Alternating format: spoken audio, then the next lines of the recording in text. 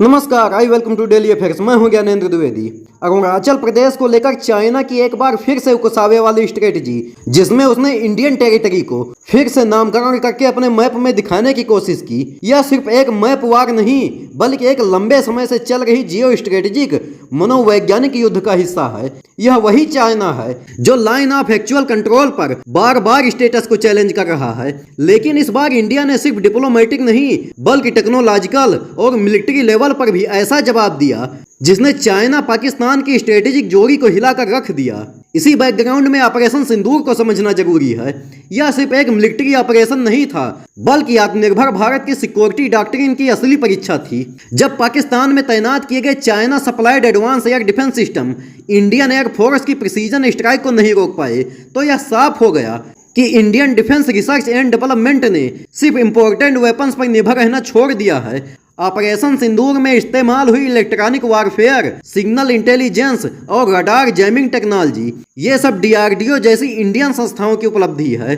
यानी इंडिया ने सिर्फ टारगेट्स को खत्म नहीं किया बल्कि अपने टेक्नोलॉजिकल इंडिपेंडेंस की जीत भी दर्ज की। इसी समय इंडिया और पाकिस्तान ने 1988 के agreement on the provision of attack against nuclear installation के तहत एनुअल एक्सचेंज किया। यह घटना भले ही प्रतीकात्मक हो, लेकिन यह दिखाती है कि इंडिया तनाव के बावजूद अपनी न्यूक्लियर जिम्मेदारी को लेकर कितना परिपक्व और संतुलित राष्ट्र है। इंडिया की स्ट्रेटेजी की सोच स्पष्ट है। वह पावर डेमोनिस्ट्रेशन करना जानता है, लेकिन साथ ही स्ट्रेटेजिक संयम भी बरतता है। S-400 को लेकर जो दावे और विरोधाभास सामने आए हैं, वे इंडिया की स्ट्रेटेजिक क्षमता को कमजोर करने की एक कोशिश थी।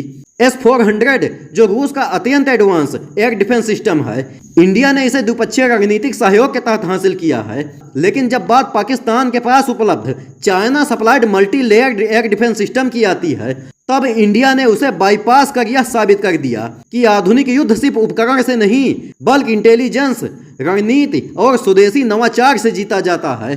अगर हम इस पूरे जियो पॉलिटिकल कैनवास को एक साथ देखें तो स्पष्ट हो जाता है, इंडिया अब एक रिएक्टिव राष्ट्र नहीं, आज इंडिया एक सक्रिय रणनीतिक शक्ति है जो डिप्लोमेसी में प्रतिष्ठा रखता है, टेक्नोलॉजी में स्वतंत्रता, युद्ध में सटीकता और नैरेटिव कंट्रोल में वैश्विक नेतृत्व। चाइना पाकिस्तान की जो रणनीतिक गठजोड़ कभी इंडिया को दोनों मोर्चों से दबाने की सोचती थी, अब वह इंडिया की बहुस्तरीय प्रतिक्रिया रणनीति में फंसी हुई है।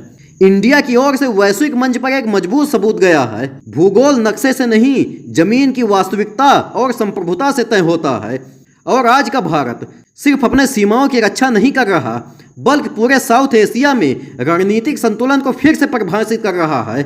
इसलिए चाहे अरुणाचल पर चाइना की चाल हो या पाकिस्तान में चाइना सप्लाइड डिफेंस सिस्टम को निष्क्रिय करना, हर मोर्चे पर इंडिया ने स्पष्ट किया है कि अब वह सिर्फ एक प्रतिक्रियाशील देश नहीं बल्कि एक वैश्विक रणनीतिक खिलाड़ी है। और इस उभरते भारत को रोक पाना अब किसी के लिए भी आसान नहीं है।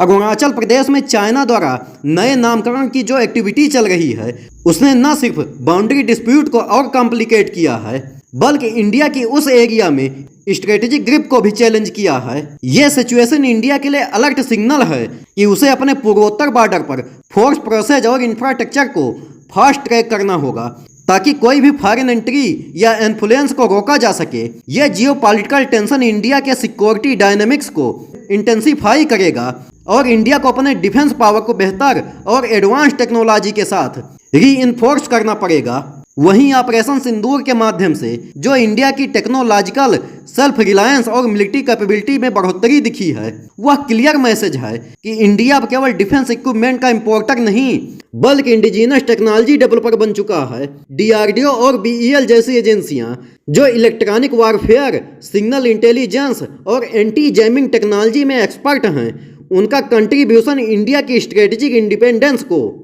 स्ट्रांग कर रहा है। ये एडवांस टेक्नोलॉजी न सिर्फ इंडिया की मिलिट्री स्ट्रेंथ बढ़ाएगी बल्कि इंडिया के डिप्लोमेटिक स्टैंड को भी मजबूती देगी।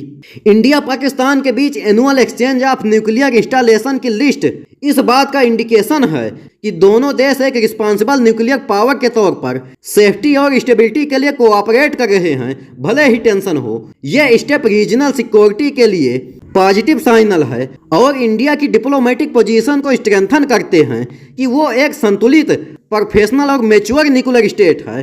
कुल मिलाकर आने वाले टाइम में इंडिया की जियोपॉलिटिकल लेवल और डिप्लोमेटिक स्कोप दोनों में काफी पावरफुल और इफेक्टिव बदलाव देखने को मिलेंगे। चीन पाकिस्तान के स्ट्रेटेजिक कोलेबोरेशन को इंडिया अब नए टेक्नोलॉजी, मिलिट्री स्ट्रेंथ और डिप्लोमेटिक स्किल के कॉम्बिनेशन से हैंडल कर रहा है। इससे इंडिया की ग्लोबल इमेज और रीजनल कंट्रोल दोनों ही मजबूत होंगे और इंडिया एक ग्लोबल पावरफुल प्लेयर के रूप में उभर कर सामने आएगी। और लास्ट में मैं आपसे क्वेश्चन पूछूंगा कि S-400 प्रणाली मूल रूप से किस देश द्वारा विकसित की गई है? ए पर है अमेरिका, बी रसिया, सी चाइना और डी इजराइल। अगर आपको आंसर पता है तो कमेंट बॉक्स में जरूर दीजिए और अगर वीडियो पसंद आया हो तो लाइक और सब्सक्राइब जरूर करिए। मिलते हैं अगले वीडियो में। जय हिंद।